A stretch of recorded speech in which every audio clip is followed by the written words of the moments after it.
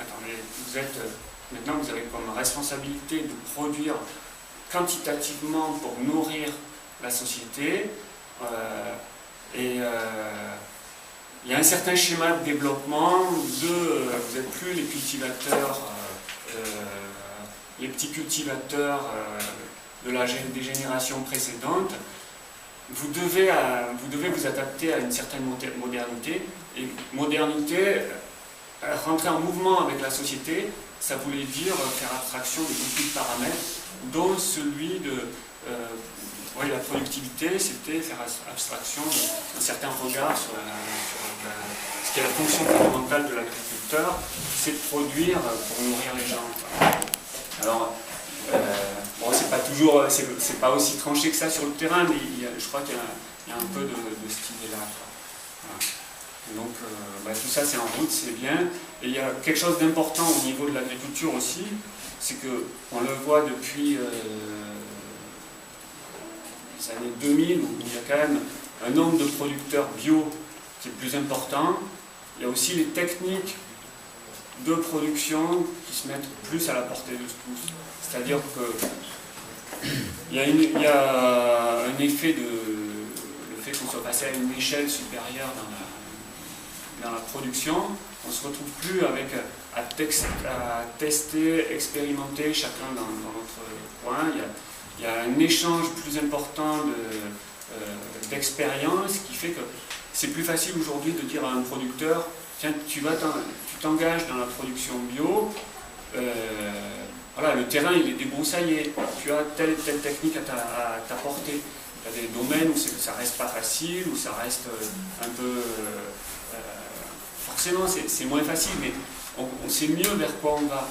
Et que ce soit au niveau des techniques, que ce soit au niveau du matériel, il y a il y a du matériel qui s'est adapté pour la production bio, et qu'on trouve avant, pour certaines choses, on était dans le prototype.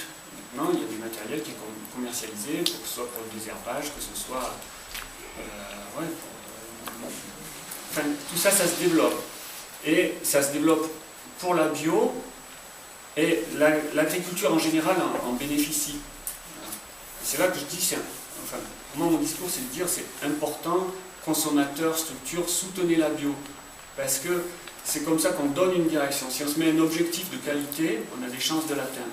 Si on se dit c'est pas raisonnable pour le moment, le bon compromis, il est pas d'aller vers la bio, il y a des coûts, ça coûte cher, c'est pas assez efficace et tout, on n'a aucune chance d'atteindre un objectif de qualité. On va rester dans une espèce de consensus médiocre, voire on fait des concessions, on utilise ce produit-là parce qu'il est quand même plus propre que l'autre et ça avance pas. Et donc tout l'intérêt dans ces structures, le fait des cantines bio, on peut gagner en efficacité tous les niveaux, au niveau des cantines, au niveau de la production, et par là créer une dynamique d'installation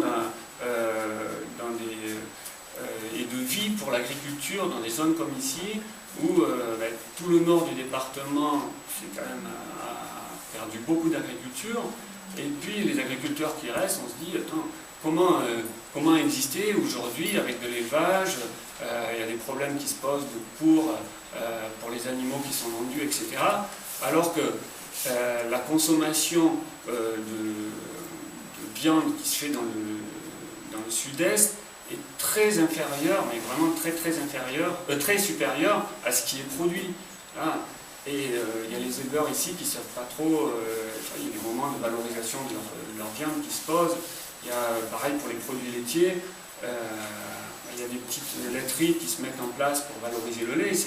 Et maintenant ça devient les créneaux qui représentent des débouchés potentiels pour l'agriculture locale, alors qu'avant, il y a 30 ans, ça ne se posait pas, c'était la vente dans les laiteries, dans les circuits classiques. Maintenant, on a une agriculture qui est, notre agriculture locale, elle est en marge de la grosse production. Donc il faut qu'on s'adapte, il faut que cette agriculture, elle s'oriente vers le local, et il y a moyen, quoi. Je pense qu'il y a moyen, et les cantines, ça peut être un moyen de soutenir l'agriculture. Et puis, c'est très important, quoi, tout l'aspect environnemental. À Barjac, oui. Voilà. À Barjac, Barjac, c'est la commune qui est passée sur la cantine 100% bio et qui est dans le film Nos enfants nous accuseront, a fait une réserve, a préempté 120 hectares, va installer des problèmes pour fournir cette cantine, va installer des paysans sur ces 120 hectares qui seront en contrat direct avec la cantine, c'est-à-dire qu'ils sont sûrs de vendre leurs produits à un prix fixé à l'avance et qui doit être rémunérateur. Bon, il y a un surcoût au niveau de la commune, mais on est dans le développement économique local et l'argent que donnent les parents pour nourrir leurs enfants est réinvesti dans un circuit court, ne repart pas. Et ça, c'est très important de développer. Si on veut que notre argent sert à soutenir notre économie locale, c'est une méthode, la cantine. Voilà, je sais pas répondre. Oui, mais j'ai fini. Ce que je veux dire, c'est que les cantines bio, il faut, au niveau des élus, c'est vrai que les premières démarches de soutien des élus, personnellement, je les ressentais un peu comme, bon, on a donné un peu pour telle filière, un peu pour telle filière, allez, il faut faire un geste pour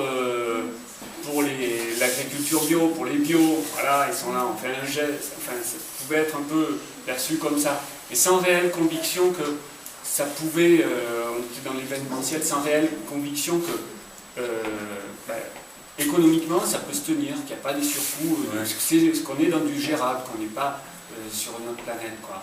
Et bon, ça ne concerne pas que l'agriculture, c'est un tout. Voilà, je laisse la parole. Après, on débattra, je vais laisser la parole à. Voilà. L'agriculture, voilà. Tout ce qu'on veut dire, c'est que l'agriculture n'est pas morte dans les Hautes-Alpes et a de l'avenir.